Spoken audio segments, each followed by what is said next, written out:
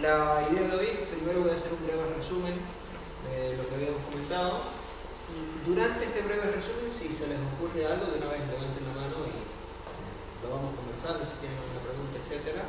Y después de eso que podamos conversar y ustedes puedan decir si efectivamente les parece que esto es algo útil, y si sí, por qué, o si les parece que está muy alejado de los problemas que nosotros queremos pensar y decir por qué.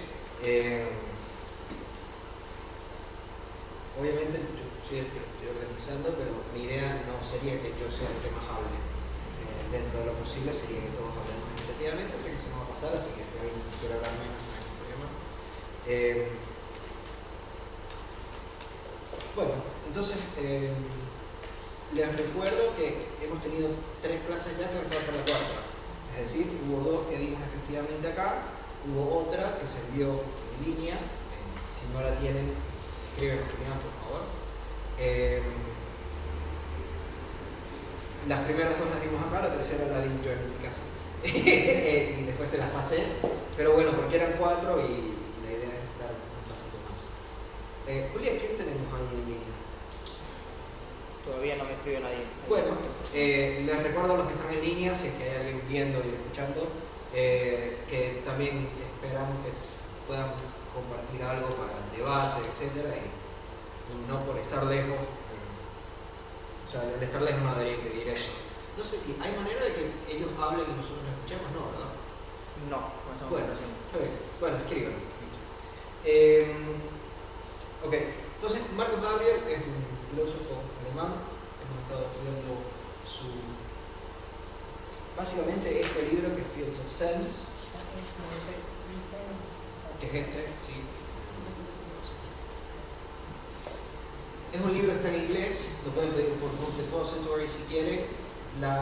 Digamos, el medio equivalente, que no es un equivalente justo, porque hubo unos cambios en el medio, es Sentido de Existencia, que en español obviamente. Y básicamente, como estaba comentando, la idea era hacer un cierto acercamiento, no hacer obviamente un posgrado en la teoría de él, sino cierto acercamiento, porque me parece que plantea unos cuantos conceptos que a nosotros nos vienen bien, que nos ayudan a pensar unas cuantas cosas, algunos neologismos que me parece que pudiéramos emplear, y en general una filosofía que me parece que está emparentada con estos desarrollos que nosotros intentamos hacer. Obviamente no es un encaje perfecto, eso no me parece que hay duda. Sin embargo, tomando la posición de la intraterritorialidad, me parece que en vez de desechar algo porque vemos que la coma no la pusieron donde nosotros queremos, habría que decir, bueno, ellos ponen la coma ahí, nosotros no, pero bueno, en el resto de la nación podemos medio compartirla. Sobre todo, digamos, él tiene 2 conceptos grandes que están bien emparentados. El primer concepto grande es el mundo no existe, y lo dice de esa manera. Otra manera de decirlo sería no hay algo absoluto que contiene a todo. No hay ningún algo donde pudieran aparecer todo. No hay una cosmovisión, tal vez sería una manera de definirlo. Claro, no hay una cosmovisión, en tanto no hay un cosmos para ver, digamos, cosmovisión. No hay una única manera de ver. Ojo que no. Eso, me parece que con eso tenemos que tener muchas reservas, en el siguiente sentido. Entonces, yo tengo ahí eso no se va a ver, es ridículo, pero bueno, tengo ahí mi cuaderno, sí, déjalo ahí, bueno, gracias. Tenemos la silla. Una silla, ¿verdad? Sí. Una silla. Tenemos la silla, entonces nosotros perfectamente pudiéramos decir, bueno, cada uno tiene una manera de ver la silla. Y en ese sentido no hay una sola manera de ver las cosas, porque nosotros, cada uno desde su lugar, está viendo la realidad. Básicamente eso es lo que se sostiene ahorita bajo la modalidad de fantasma. ¿Sí? El fantasma son los cristales, según cada quien ve el mundo. No estoy diciendo que ese sea el concepto de fantasma de Lacan, estoy diciendo que es cómo se utiliza fantasma actualmente. ¿Sí? Entonces, ¿qué sería el fantasma comúnmente? No, ¿qué sería el fantasma de Lacan? ¿Qué sería el fantasma comúnmente? sería... Según el cristal con que se mire, por decirlo de alguna manera. Listo. Pero lo interesante es que mira el cristal. Bien. Porque si nosotros vamos a sostener que la silla está ahí, esperando a que nosotros la miremos, estamos armando una metafísica.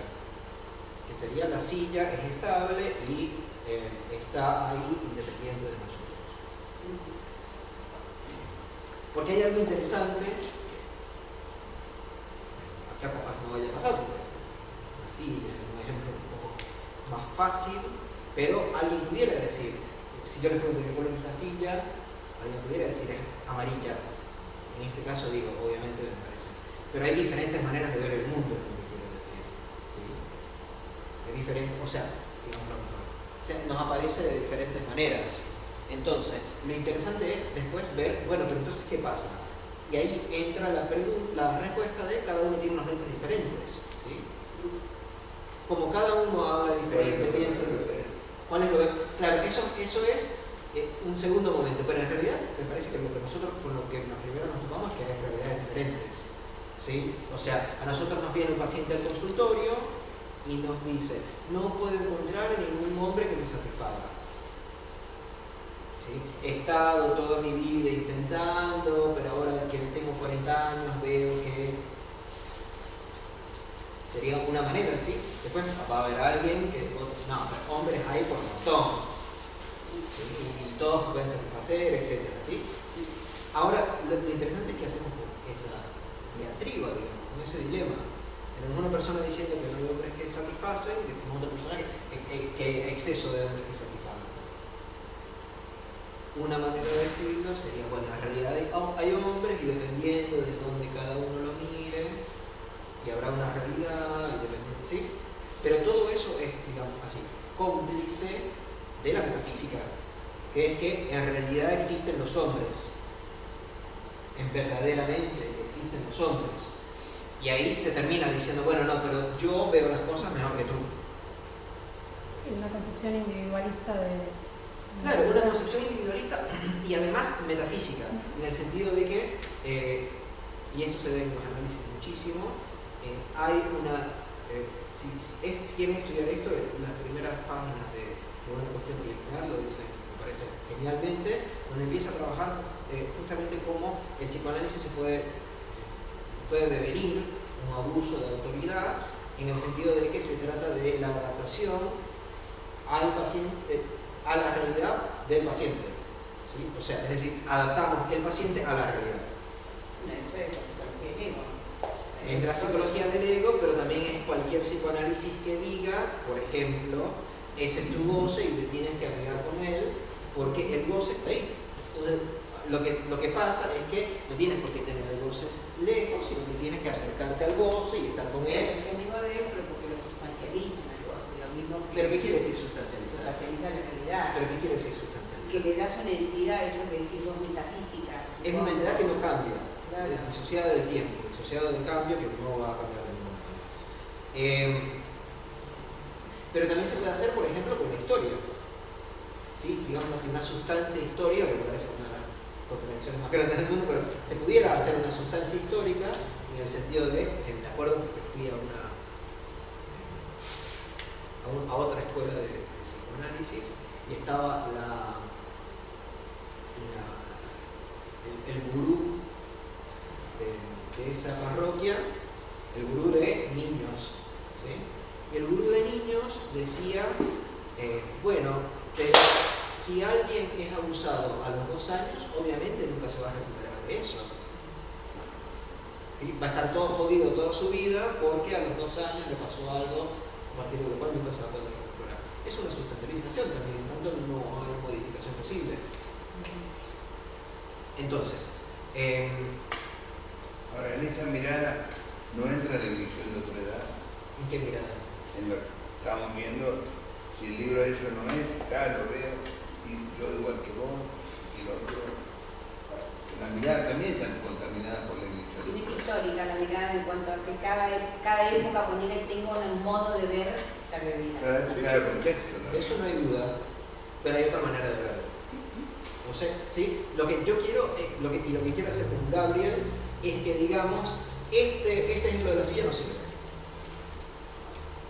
Entonces, sí, está bien, tú puedes decir que cada uno está determinado históricamente, culturalmente, históricamente, o sea, su propia historia, ¿sí?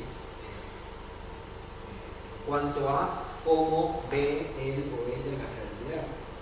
Eso es una manera de ver las cosas y se habrán dado cuenta que yo no soy el que digo que esa está completamente mala, síganme los buenos, ¿sí? O sea, esa no es mi posición. Mi posición es que quiero que quede claro que hay otra manera de verlo que a mí me parece más fructífera. Pero esta a mí me parece. Porque puede ser que sean en estas cosas donde encontramos cierta coincidencia con la teoría de Lacan, digamos, no necesariamente. La teoría de Lacan va completamente en contra de esto. Es contrario, él es constructivista. ¿Quién? Lacan, por lo menos No. la teoría de, bueno, hay mucha gente que lo considera constructivista en el sentido que lo cree que no hay realidad discursiva, que solo hay realidad en tanto hay algo que la nombra. Ahora, eso es constructivismo, ¿no? Por ejemplo. Sí, pero no corresponde a lo que dice Lacan. No. Porque si eso fuera verdad, entonces a partir de lo simbólico viene lo real y lo imaginario. Y eso quiere decir que hay una jerarquía dentro de los registros, lo que quiere decir que no están anotados horrenamente. ¿Sí? ¿Ibas a decir algo? Sí. Sí, me llamó la atención. Yo me acuerdo que leyendo una de las fichas de cátedra cuando cursaba escuela francesa en la facultad, hacían el comentario que surgía justamente la ficha sobre el concepto de estructura y hablando de Lacan, más que era haciendo mucho énfasis en el Lacan del semiólogo, que es el Lacan más estructuralista si se quiere. Sí.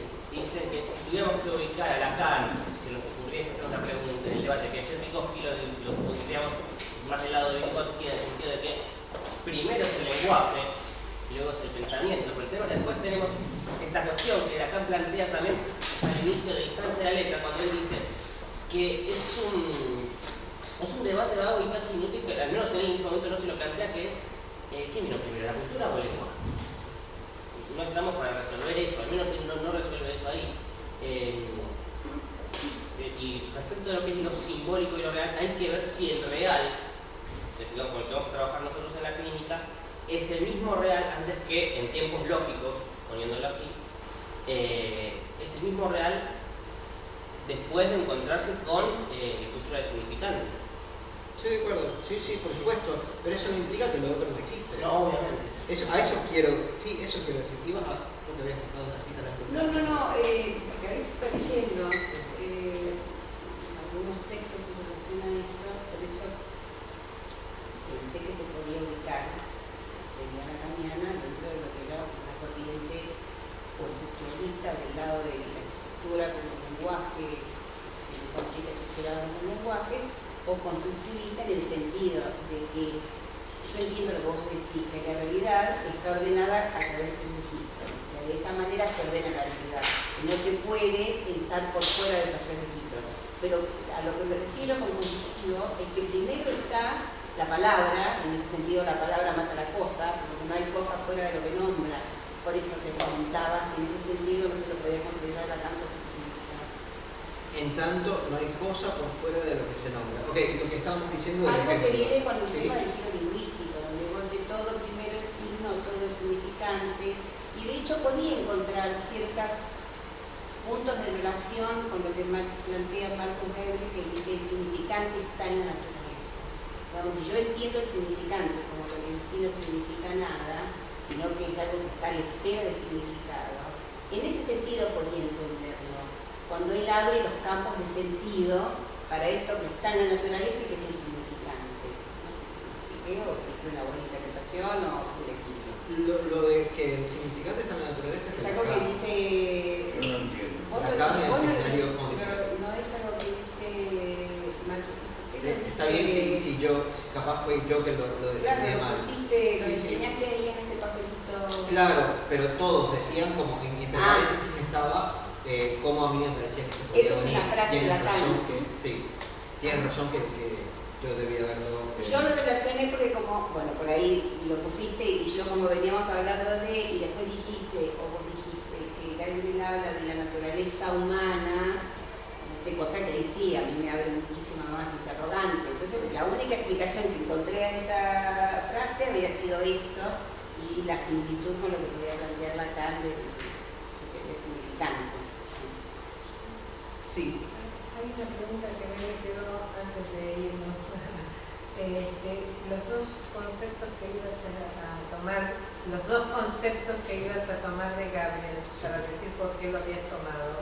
Eso me interesa. Lo dijo y yo no lo no, me parece que no los alcanzaste a... No, me parece que los dos conceptos que me parece que están bien ligados o fundamentales. ¿Quieren unir acá o no sé si abrimos un poco? Yo acá hay un lugar que bajé ahí hay otro. Acá hay otro, de hecho. Bueno, sí lo voy a dejar porque me parece que sí. Me parece que nos está funcionando. Sí, de hecho, como pensando en la disposición de cómo está ubicado hoy el encuentro, creo que tiene que ver, me quedo pensando en, que me gustaría que lo puedas desarrollar, en esto que él propone, no existe el mundo, o no hay el mundo, porque si nosotros sacamos la silla del medio, ¿qué es lo que queda? O sea, y ahí creo que puede tener cierta relación con esto que me gustaría que expliques, es que no hay nada ahí, digamos, es lo que él está tratando de decir, o como... Sí, eso es lo que está intentando decir. Bueno, por eso quiero que lo claro, desarrolles si más. nosotros sacamos la silla, lo que queda es que claro, Exacto. esa es la propuesta de él. Queda nada, que no queda nada ahí en el centro. Si no hay hombre no hay mundo. Justamente eso es lo que nos propone, si quieres, justamente eso es lo que propone el constructivismo. Si no hay hombre, no hay mundo. Y justamente en contra de eso se para Gabriel. Y básicamente dice, es ridículo pensar que si nosotros no estuviéramos, no hubiera algo ahí. No lo llamemos mundo, no lo llamemos realidad, porque ya eso tiene ciertas Ponerles vacas, perros. Claro, por ejemplo, las vacas, si nos matan a todos, ¿las vacas dejan de existir? No. Antes de que nosotros entráramos al mundo, ¿hubo algo? O sea, había galaxia, había tierra, había agua, había fuego. Eso es, a ver, y es una cosa dificilísima de pensar, ¿sí? Porque por un lado no nos queremos quedar con que hay algo ahí respecto de lo cual nosotros nos vemos, o sea, ¿sí? Ni esa ni esta otra, que sería la otra posición radical, en el sentido o límite, donde llega a que sea o esto acá o nosotros, que sería la posición constructivista de decir solo existen cosas en tanto existen humanos. Solo existen, las cosas solo existen en tanto las podamos nombrar, o solo existen cosas en tanto caen bajo un concepto, es la manera que tiene Frege de decirlo. Pero eso implica que entonces no hay nada, digamos, ni antes ni después de los humanos, sino que justamente depende de la existencia, la existencia de todo depende de la existencia de los humanos. Y no es verdad que tenemos nada más 1 millón de años en el total de la historia, 1 millón nada más, así que hay humanos. Sí. Y antes no había dinosaurios, animales, leones, todo eso estaba. No lo pueden negar los restos arqueológicos, los restos fósiles. Y eso es una verdad también. Sí, es una verdad, digamos, una verdad científica. Claro, correcto. ¿Qué ibas a decir? No, me quedé pensando, yo no lo pienso por ahí en esos términos que al decir que existe, por llamarlo, ya que repite el término concepto, no existe nada por fuera del concepto, o la abstracción, o el pensamiento, o la palabra, como lo queramos poner, o el lenguaje. Porque de hecho sí, existe. En todo caso, existe a viva cuenta de que hubo alguien que lo pudo contar, con palabras, a eso me refiero. Y te daba un ejemplo. Respecto a los campos de sentido, como yo interpreté esto que estuvimos leyendo y viendo, y qué es lo que es la existencia para el neurótico, o sea, qué es lo que nosotros entendemos como existencia, qué existe para nosotros. Es una buenísima pregunta, ok, adelante. Entonces, ojo, porque ya va, existencia para la neurosis y existencia para nosotros me parece que son dos conceptos completamente diferentes, ¿no? bueno, pongámosle existencia para el sentido común del hombre, no sé cómo llamarlo, sí. ¿no? Algo de que no... Sí. Estamos acá para todos, la silla esta existe, ¿no? Y viene a cuenta de que existe porque lo estamos viendo. Por ahí si no lo tenemos en el campo visual, ni pensamos pensamos si existe o no la silla. Ponerle que sea una manera de... Yo me refiero, por ejemplo, a cosas como las noticias periodísticas, qué sé yo. Okay. Lo que entra en el campo de sentido. Yo no sabía, hasta que lo vi el otro día en un programa, que existía, o sea, que en mi campo de sentido no tenía existencia el campo de concentración que está entre Bangladesh y Birmania. Okay. ¿No? Y la persecución de los soldados birmanos contra una comunidad que no me acuerdo cómo se llama. Pero eso no dejaba de existir, claramente. Bueno, entonces no podemos decir que mientras no lo pensemos, mientras no le pongamos palabras, no existe. Bueno, en ese sentido... ¿En qué otro sentido? No, porque no es que no existe. Yo no estoy negando que eso existía antes de que yo supiera que existía. ¿Entendés? Lo que quiero decir es que para mi gato, que no puedo conversar con él, eso no va a tener nunca existencia. Porque no tiene lenguaje. Porque no va a poder leer un libro, porque no va a poder escuchar la noticia. A eso me refiero con el tema del parlante. Pero bueno, sigamos, nada. Está bien. A ver, lo que estás planteando es que... Por eso es difícil tomar esto de que el mundo no existe en la posición que se pone para mí Gabriel. Es decir, cuando una corriente, que puede ser la corriente que viene con el giro lingüístico, dice que no hay unidad discursiva, que todo es efecto del significante o de la palabra que nombra, obviamente que no es que no existen, no existieron los dinosaurios, sí existieron probablemente. Bueno, pero si nosotros decimos no existe nada, si nosotros no hablamos al respecto, estamos diciendo que no hubo, o sea, que solo hubo dinosaurios, entonces en tanto nosotros hablamos al respecto. Eso es verdad. ¿Qué? ¿Que solo hubo dinosaurios? No, en tanto en cuanto no nos nombramos para nosotros, no. Para nosotros, pero eso no sería que los dinosaurios no existaban. ¿Sí? Obviamente, ojo, algo sí muy interesante es que hay otros casos. Y no es que si nosotros... que en el siglo XVI decían que todo es una ilusión. Claro, es idealismo bergeliano. Pero algo es que estamos en realidad utilizando ejemplos. Estamos utilizando ejemplos de solo un caso. No, por ejemplo, las brujas, por ejemplo, está genial. Eso, por ejemplo, las pero gotas tenemos de agua, otros pero está casos. genial. Por ejemplo, las brujas, ¿existen o no? Y justamente para tomar el concepto de campos de existencia, lo que... Vamos a dar un espacito más. Sí, un espacito más. Lo que propone es que si bien no existe la silla, hay como cierta especie de redes que hacen ahí aparecer ciertos tipos de cosas. Esas redes son la red A es diferente de la red B, en tanto en la red A aparecen cierto tipo de cosas y en la red B aparecen otro cierto tipo de cosas. Por ejemplo, en la red de las brujas de Eastwick, ¿sí? Una película de los 80, ¿sí? Se puede imaginar que hay brujas en las brujas de Eastwick, ¿sí? En la red de las brujas de Eastwick existen las brujas. ¿Sí? En Argentina no existen las brujas. ¿Sí? O sea, en cierto campo de sentido, sería el campo de sentido argentino, no existen las brujas. En el campo de sentido de las películas, en el campo de sentido de las brujas de Eastwick, existen las brujas. O de Salem. O de Salem, sí. O de The Crucible, etc.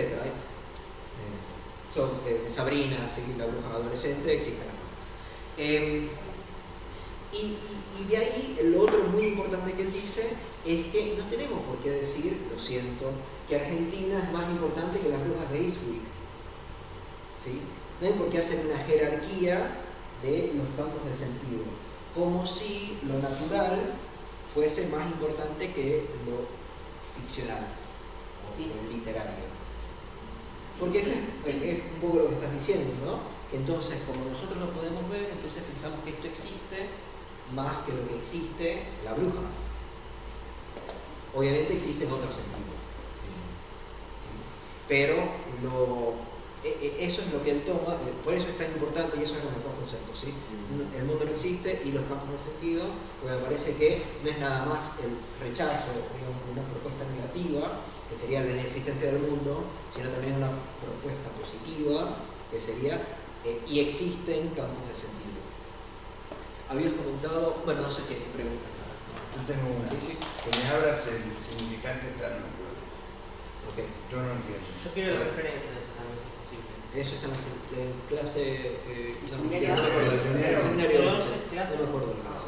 Que puedo quizás buscar. Está bien, Yo lo digo porque a mí yo en mi tesis de maestría la hice sobre el seminario 11 y esa frase fue una de las frases que intenté dar vuelta una y otra vez y me pareció. Creo que Alfredo también la toma cuando ¿Sí? tengo que explicar esta posición de la que hablábamos recién, cuando él dice que en realidad no es que primero está el ser viviente, después viene el baño del lenguaje, Sí. o sea, como que no es que está primero lo real y viene lo simbólico a cubrirlo, y eso que queda por fuera del manto, del mantel que le queda corto a la mesa, queda como esto que después va a ser el goce, ¿no? El goce del viviendo. Me parece que en ese sentido, es que lo había retomado Alfredo respecto a que está en la naturaleza el significante, que no es que viene a posteriori me parece que yo lo siento. Puede ser, lo que a mí me parece que nos puede servir para entender el significante está en la naturaleza, es que, digamos, no hay una naturaleza por un lado y un significante por el otro, ¿sí? Que es lo que normalmente se piensa, ¿sí? Que está, digamos, está el mundo y después están las cosas y están las palabras. Y son Como de dice dos ahora en la naturaleza registros humana, diferente de la otra. En la Eso naturaleza no- humana no nos hay damos- significado. No, eso no es algo con lo que me gustaría meter. Si quieres, después lo comentamos un poco más. Lo que él está buscando ahí es hacer una diferencia entre la naturaleza natural, la naturaleza animal y la naturaleza humana, pero eso no es algo que ahora voy. Lo que me interesa de esto del significante está en la naturaleza es la manera que Gabriel dice, por ejemplo, los pensamientos sobre las montañas existen tanto como las montañas. Para no hacer esta diferencia jerárquica entre, bueno, la silla efectivamente la podemos ver, la podemos tocar, la podemos oler. Y se me ocurre una pregunta, digamos, ¿no? Llevado al terreno de la práctica de la psicoanalítica. Una pregunta que en general se suele hacer a los pacientes por ahí en los hospitales, pero quizá no sea una de las más adecuadas preguntas que se van a hacer, es la apelación a la realidad. ¿Pero a usted le pasó o no le pasó lo que me está diciendo, ¿no? Como si si la realidad tuviese mayor peso y valor que por ahí la fantasía, vamos a decirle, o el pensamiento sobre la realidad, ¿no? Entonces, ¿cuál sería el punto para diferenciar una idea delirante de una que no lo es? Estoy jugando un poco con las preguntas, ¿no? Igual es una, por ejemplo, en un caso de abuso sexual relativamente temprano, unos 4, 5, capaz 3 años, ¿sí? No sé si les ha sucedido, pero a veces los pacientes se empiezan a preguntar si efectivamente eso pasó. Y puede ser algo muy angustiante para el paciente, si es que se está armando toda esta idea que le ha jodido la vida, eso no es algo para tomar a la ligera, si eso efectivamente sucedió o fue algo que se imaginó, digamos, para ponerlo en un caso un poco más complejo. Claro. Y me recuerdo los encubridores de los que hablaba Freud, como que a veces tenés la duda de si efectivamente pasaron o no. Y por ahí esto que vos decías no tiene que ver con lo que planteaba Freud de la realidad psíquica, como que no es tanto lo que dice el paciente, que puede ser real o no, o sea, puede tener una acomodación a la realidad, pero que en sí ya es importante por el hecho de que lo dice. No importa si tiene consistencia en la Mi forma. pregunta iba cómo lo pensaría el autor que vos te estás trabajando, digamos, ¿no? Si él dice, bueno, la montaña tiene tanto valor como lo que yo pienso de la montaña, o sea, ¿dónde estaría la diferencia entre una cosa y otra? Digo, porque en este ejemplo que te di que nos podemos enfrentar a un paciente, es decir, cualquier idea que uno puede inventar, ¿cuál es la diferencia entre una idea delirante y una que no lo sería, digamos? O sea, sería más que nada esa pregunta, ¿no? Porque Pero el delirante tampoco se define porque necesariamente haya ocurrido. no, totalmente, no ha ocurrido, digamos, pero No. tiene tanto valor Que haya como no que... ocurrido tampoco da cuenta de lo delirante. Entonces, Claro. definamos Condición de qué realidad. ¿Cuál ocurrió, sería la digamos. diferencia? Digamos, Ok, tu pregunta es qué valor tienen las cosas que no ocurrieron. Los pensamientos sobre acciones que no ocurrieron. por ejemplo, pero creyendo que sí. Creyendo Digamos, que sí. Claro, Sí. creyendo que sí. Y tratando de como de presentarlo ante todos los demás como que sí, ¿entendés? Y todos empezamos a creer que sí, cuando en realidad, por ejemplo, no. ¿Entendés? Eso se ve mucho en el discurso eh, paranoico.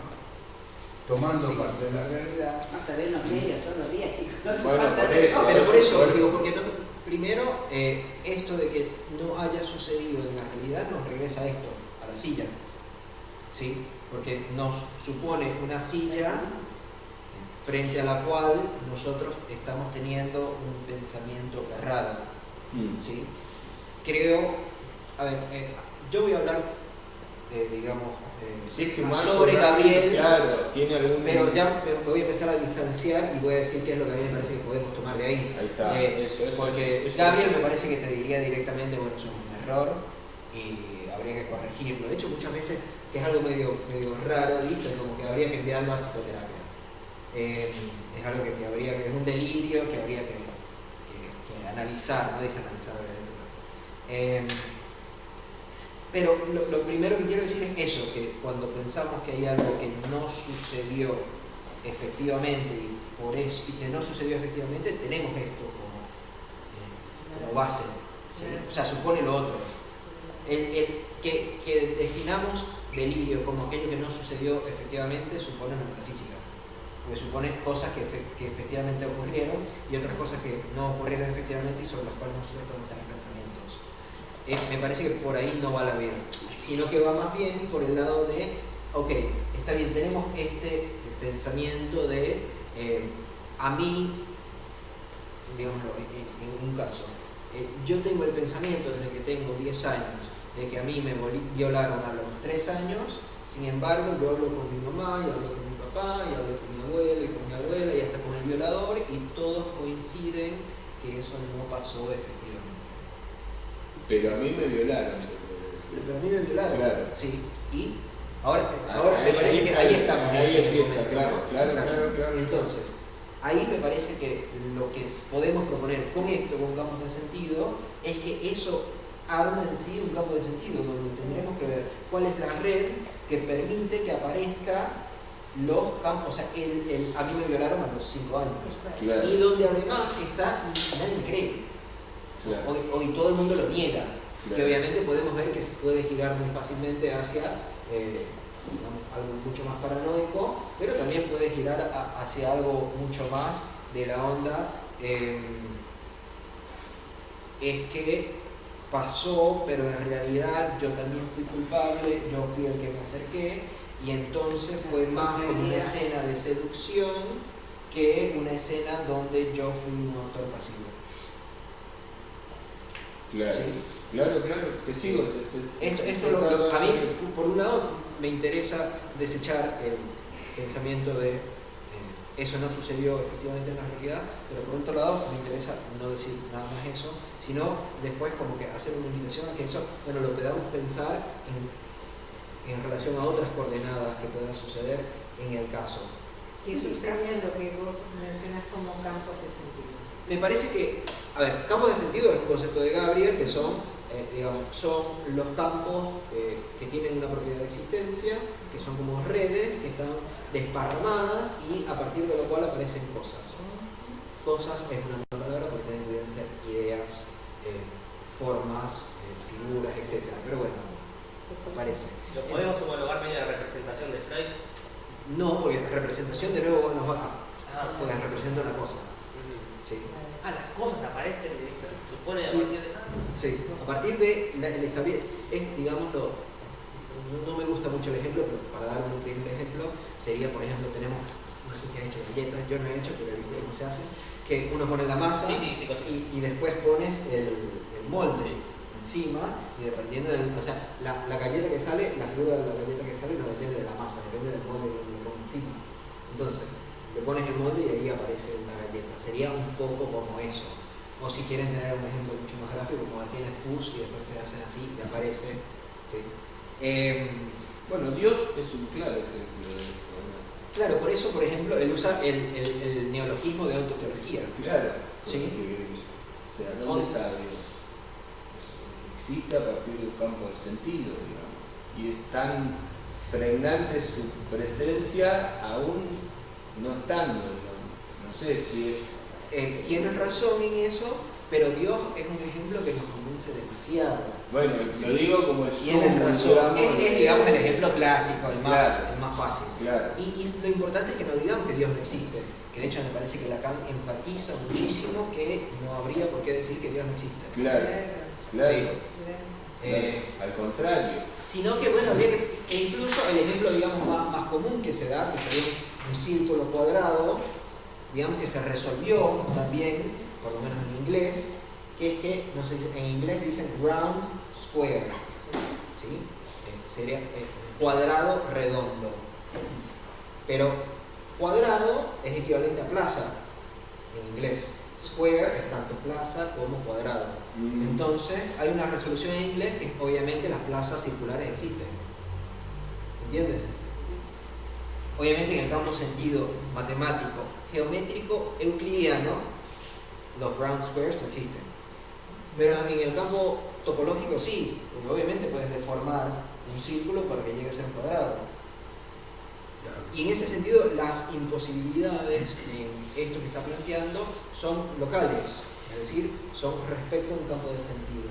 ¿Por qué? Porque si hubiera una imposibilidad absoluta, la única, digamos, en un principio, después él no lo dice así, dice por qué no lo dice así, yo no lo voy a desarrollar, pero digamos que la única inexistencia comprobada y sistemática sería la del mundo.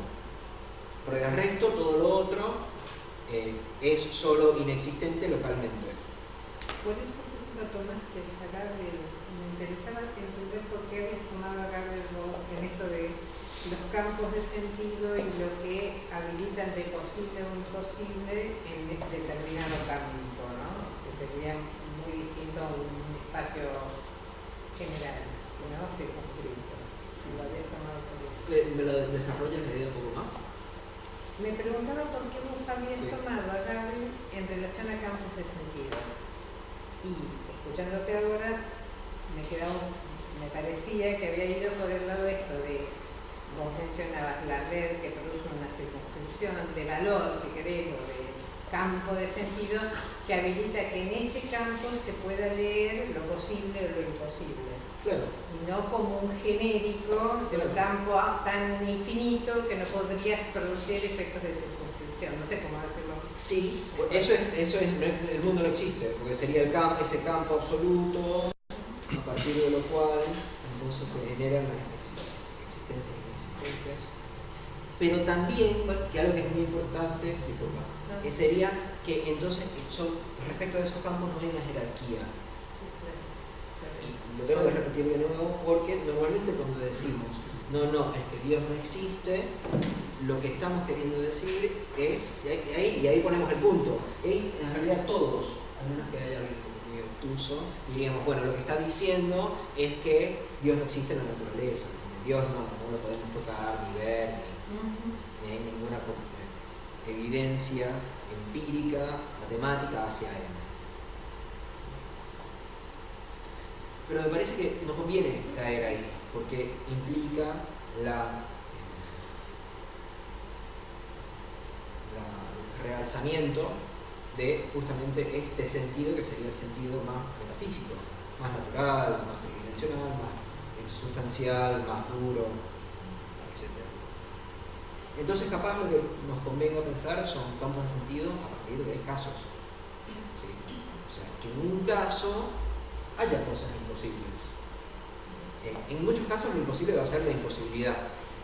Yo puedo hacer todo, como Nike, ¿sí? como Nike, que pone impossible, just do it es uno, y otro que pone impossible is nothing, ¿sí? Nada es imposible, imposible es nada. Eso sería un campo de sentido, ¿sí? Que cada vez... super yoico, digamos. Claro. Haciendo un juego de que no hay super yo, digamos, con la próxima clase. Es súper yoico en el sentido de, hazlo, por ejemplo, una orden. claro, solo hazlo. Claro. Por ejemplo, en términos de sexualidad se ve mucho últimamente que es los empujes a la bisexualidad y a la pansexualidad y a cualquier sexualidad. Claro. Que sería, yo no me puedo identificar como heterosexual ni como homosexual, sino que tengo que estar abierto a las experiencias y a todo aquello que el mundo pueda darme. Entonces ahí lo imposible sería que yo fuera heterosexual, ¿sí? O sea, ya hay una imposibilidad muy concreta, que es todos somos pansexuales, todos somos abiertos, etc. Por lo tanto, no sería posible que a mí me guste solo una persona del sexo.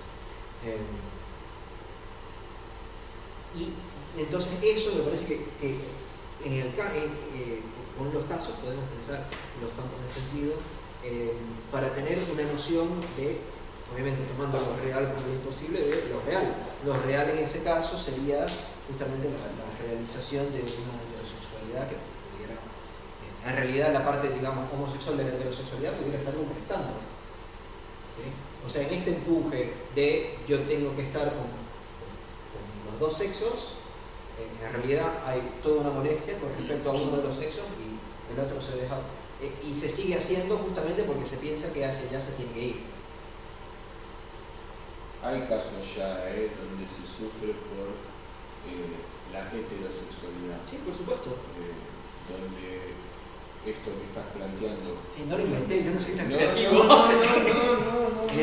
No puede ser, sí, no sé, no, pero no. quiero decir, ya donde, o sea, la norma es no ser heterosexual y la posición esté definida, pero no querer responder a la posición, entonces se sufre porque, bueno, en realidad termina descubriendo, bueno, te gustan las mujeres, por ejemplo.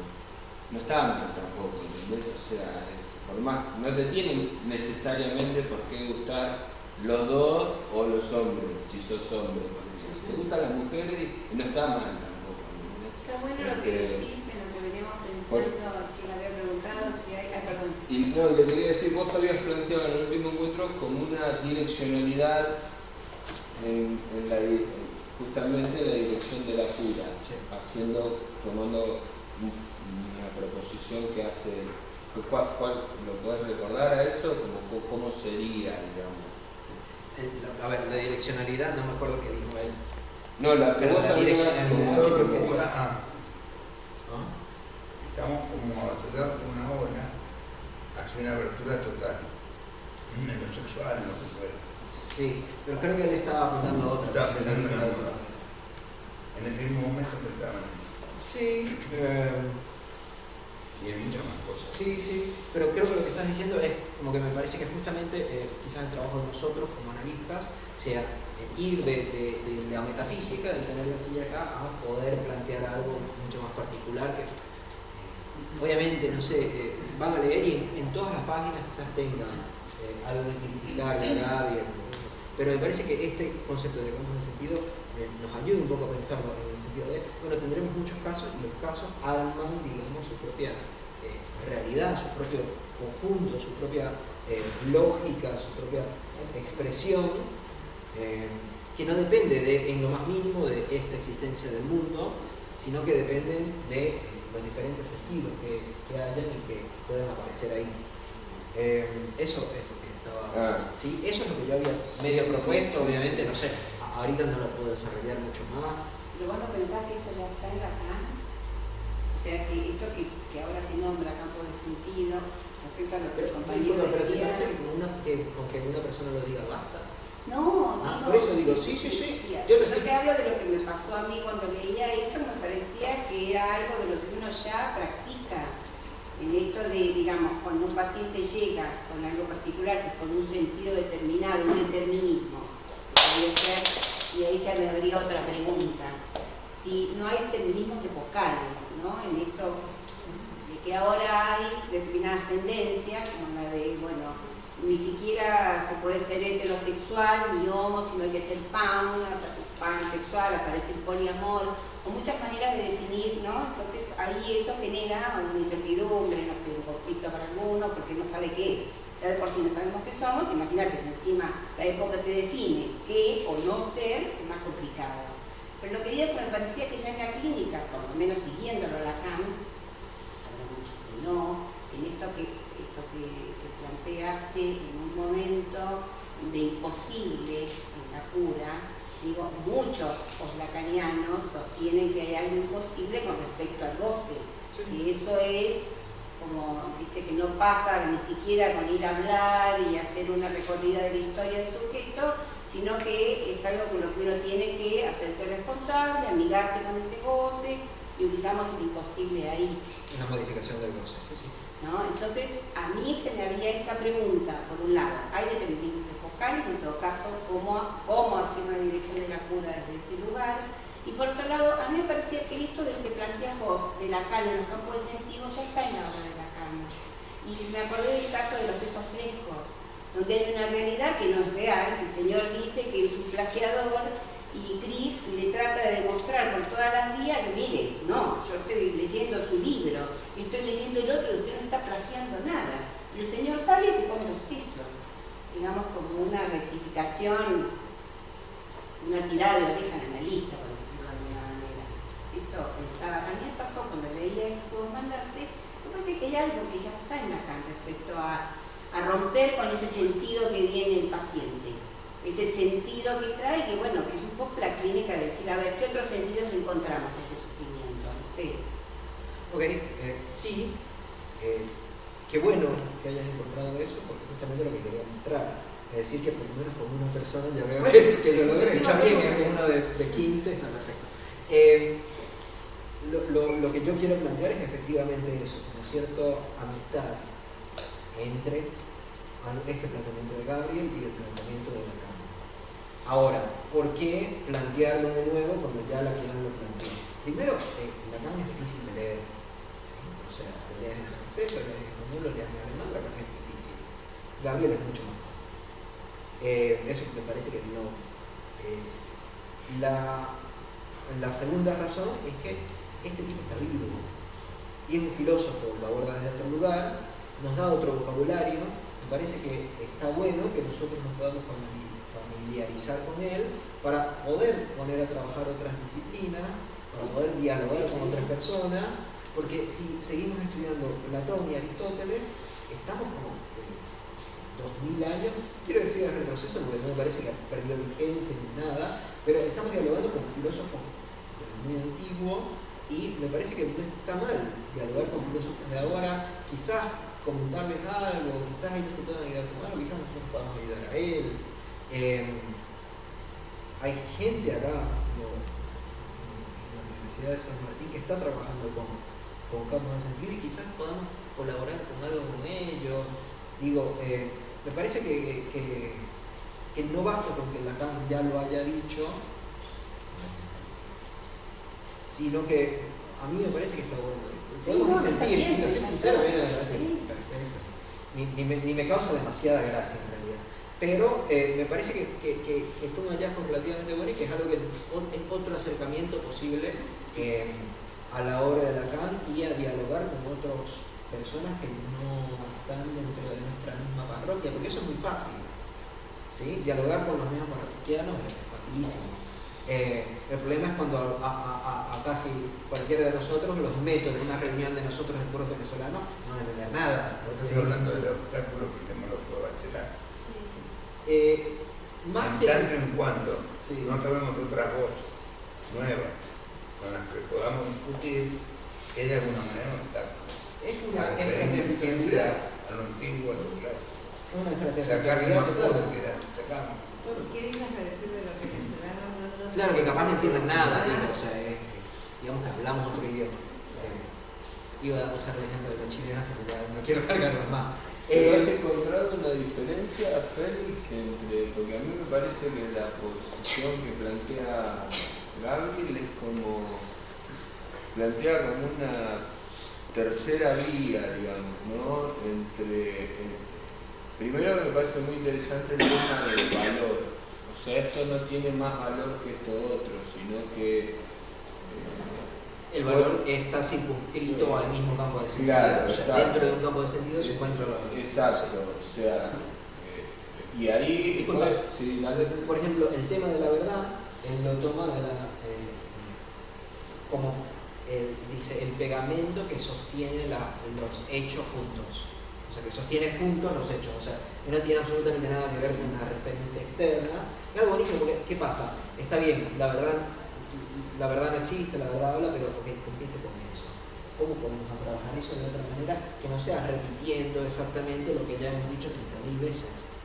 Y me parece que decir, por ejemplo, la verdad es el pegamento que sostiene junto a los hechos, podemos disentir, ¿no? Pero me parece que da un poco de oxígeno para que se pueda pensar de otra manera que no sea la repetición que debe. Bueno, yo crecí en un colegio católico, entonces habría que persignarse. En otras religiones habría que hacer otra cosa, pero cierta sumisión a Dios. Claro, y eso te quería preguntar, si has encontrado como algún tipo de diferencia, además de la coincidencia, algún tipo de diferencia, porque a mí me parece que él plantea como una posición más amigable entre lo pre y lo post, digamos, ¿no? O sea, Lacan plantea no hay, digamos, no hay realidad prediscursiva, o el significante a partir de él las cosas son, y él está planteando como una postura un poco más amigable que le da como más lugar a, bueno, están las dos y las dos tienen valor en tanto campo de sentido en donde eso se mueva, no sé. Claro, de nuevo, yo no estoy muy seguro que esa es, digamos, no estoy muy seguro que todas las citas en Lacan apunten a un idealismo, nominalismo o constructivismo. Me parece que hay una impronta muy fuerte en Lacan que dice lo siguiente: existían cosas al principio, después hubo el lenguaje y a partir del lenguaje esas cosas se modificaron de tal manera que no hay ningún tipo de correspondencia posible entre las cosas postlingüísticas y prelingüísticas. Que sería otra manera de pensar eso. Y pudiéramos definir entonces realidad como la manera que son las cosas después del lenguaje. Mientras que antes hay naturaleza, por ejemplo. ¿Sí? Y obviamente a nosotros no nos interesa lo que hubo antes, pero eso significa que, a ver, el problema son con los dinosaurios, digámoslo así. ¿Qué hacemos con los dinosaurios? ¿Los dinosaurios conceptuales? No. Con eso los matamos. Eso no hay otra. No, eso esperamos que se mueran, pero no hay otra manera. Pero no van a poder porque tienen existencia. ¿Entendés lo que se quiere decir? Tomándolo a Gabriel. Porque por más que se mueran, o sea, están. O sea, me explico lo que obvio, quiero no tiene que ver decir. con la persona. Claro, como idea, porque volviendo al tema de como idea Dios es tan poderosa que no importa que lo mates o que nunca haya existido, porque existe en un determinado campo de sentido. Entonces, eso es lo que quiero decir. Como, Sí, por supuesto, lo que convendría, me parece que nosotros hacer es, está bien, Dios no existe, pero entonces, ¿qué ubicamos en ese lugar? ¿O cómo trabajamos en ese lugar? Porque el problema es que Dios va a seguir, digamos, existiendo en los otros campos. Y si nosotros no hacemos un buen trabajo sobre ese lugar que ocupa Dios, se nos va a terminar colando de nuevo, ¿sí? Claro. O sea, porque no basta con nadar 3 veces, sino que hay, digamos que, obviamente estoy pensando en un río, yo pensé la metáfora primero y empezar, pero pensando en un río que va hacia, en una película de acción, en el minuto 60, el río que va hacia la catarata, ¿sí?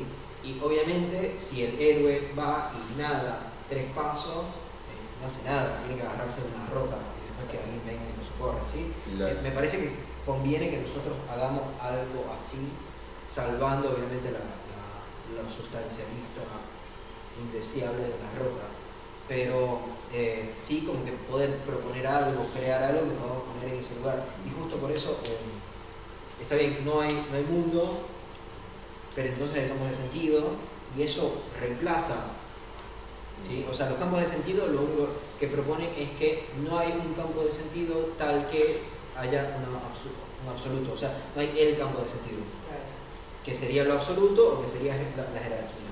Eso no existe. Y eso, si eso es lo que estamos planteando, entonces tenemos esta especie de... Me parece que se puede pensar incluso como un toro, ¿sí? Esta especie de vacío central y particularidades que se arman alrededor de él, de ese vacío central. Si me ocurre algo, o tal vez para aclarar un poco, yo vengo de filosofía y yo siento que ahora está generando una cierta contradicción pensar lo prediscursivo, porque creo que en Lacan hay un énfasis de lo que viene después del discurso, pero por la práctica, que es una práctica del discurso. Lo que pasa es que el paciente se sienta y empieza a hablar. En cambio, en la filosofía el problema es pensar la totalidad, más allá del discurso.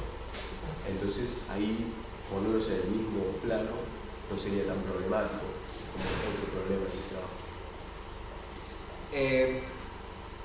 Sí.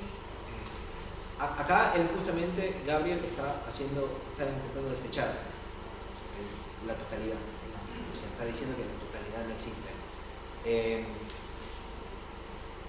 Pero sí tienes razón en el sentido de que Gabriel intenta preocuparse muchísimo más por, digamos, la entidad o el ser de las cosas que es lo que se preocupa a Lacan. O sea, a Lacan le interesa mucho más el sentido de, bueno, cómo eso se relaciona o qué lógica hay entre un significante y otro, entre un significante y un objeto A, etc. Entonces sí tienes razón con que, por ejemplo, él se preocupa muchísimo más por lo prediscursivo que lo que se preocupa Lacan.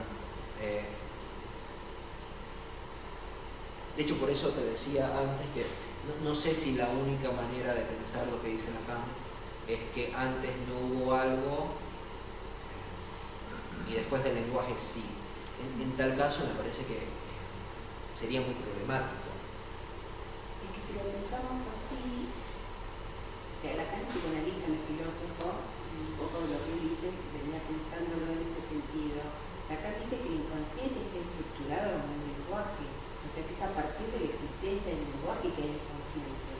Si no, antes de que existiera el lenguaje, no sería posible pensar en el inconsciente.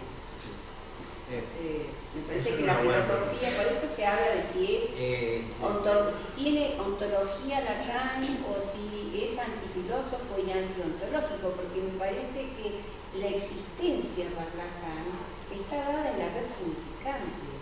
Y me pareció muy importante tomar el valor significante, como que ¿qué cobra existencia en un discurso? Pero lo que estás diciendo ahora que es diferente en la red significante, obviamente en la red significante ya tiene lo real y lo imaginario.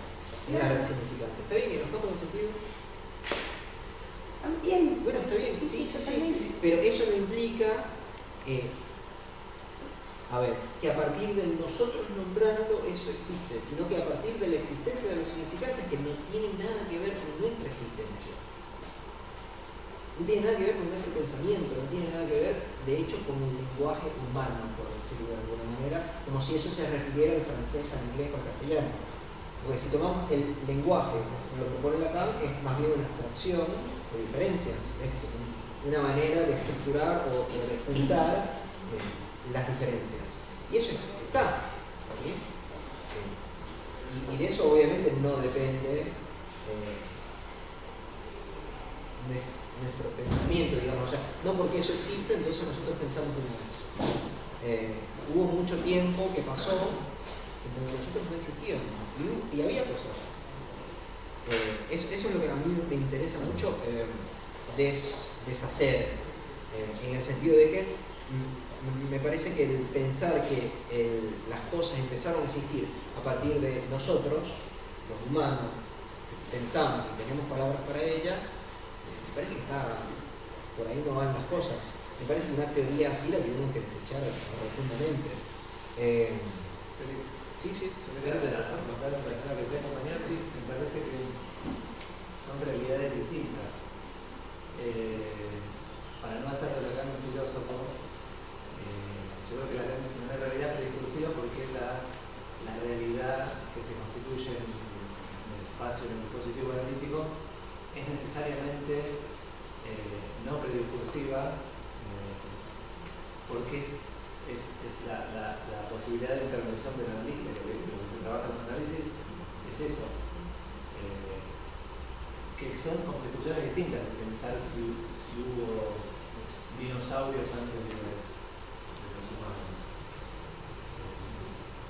Sí, estoy de acuerdo. Capaz lo estoy diciendo. No, pero son incontrastables, digamos. ¿Cómo?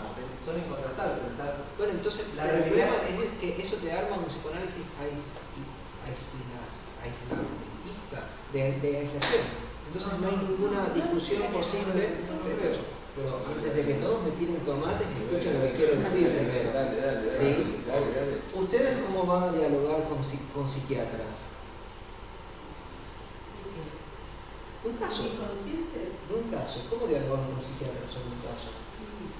Vamos a hablar de la medicación, por ejemplo, que son las cosas que, bueno, no sé, que manejan ellos, pero desde lo psicoanalítico nosotros podemos manejar o hablar de lo que podemos hablar, que es del significante, del campo significante y de la cadena significante y de estas cosas en las que hacemos hacer, digamos, para recortar algo, un campo de sentido. De eso podemos hablar en la medida que podamos ser escuchados y podamos explicar esto. Pero entonces nos quedamos aislados en el consultorio y no hablamos con nadie. Pero nosotros podemos hablar con un paleontólogo, a lo mejor escuchándolo a él acerca de Hablar un paleontólogo del significante. No, por eso, pero tengo que escucharlo a él de lo que me quiero hablar desde su disciplina. Pero entonces es cada individuo por un lado hablando uno con el otro y ninguno escuchándose. No. Es una extraterritorialidad total. Si pensar que nosotros no podemos tener diálogos con filósofos y que filósofos no pueden tener diálogos con nosotros. Pero respetando, pero yo la particularidad. Lo de dicho, estamos acá dialogando con un filósofo. Estamos dialogando con un filósofo. Y no sé, digo, en la práctica, en el hospital, por ejemplo, que trabajo mucho con mi compañera psiquiatra, hablamos, o el punto de encuentro son los campos de sentido de la persona que viene con un padecimiento, ¿no? Me parece que de eso hablamos. De eso compartimos, más que como que es más amplio. Me quedé un poquito con esto que decía él, capaz que retrocede a esta idea de que no hay totalidad. Ahí se apoya para decir que el mundo no existe. Sí, esa es la manera que entiendo para decir. Sí. Pero de nuevo, lo que a mí me interesa es que no nos quedemos con nosotros guardoteando dentro de nuestra misma parroquia, porque me parece que no es una o la otra. No es que no hay realidad discursiva que decir no hubo dinosaurios. No tiene nada que ver con eso. Hay una realidad discursiva que no nos está en mucho dinero. Que la caña a otra disciplina que a lo mejor yo curiosa puedo escuchar y me puede encantar escuchar o estudiar. Pero esto es la nuestra. Para nosotros no es realidad discursiva. No es que nos peleemos con la ciencia. Estamos de acuerdo, pero el problema es que eso tenemos que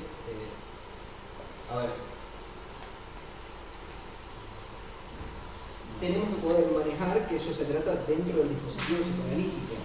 Porque el problema es que cuando pasamos a decir no existen las cosas, en tanto nosotros no podemos nombrarlas, en general. Pero que debe haber millones de psicoanalistas que son católicos y creyentes en Dios, no te quepa la menor duda.